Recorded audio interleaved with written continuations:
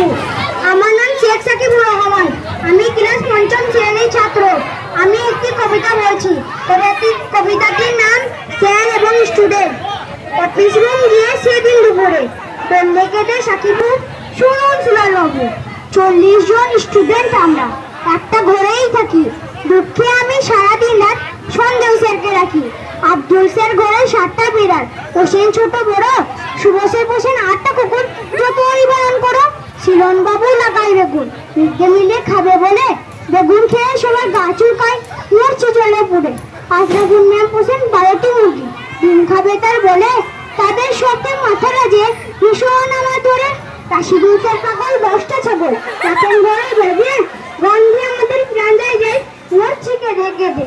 Shahida ma'am বলেন, সাকিব তোমরা কি সব ভুলো, সদাই খুলে রাখবে ঘরে দরজা জানলাগুলো।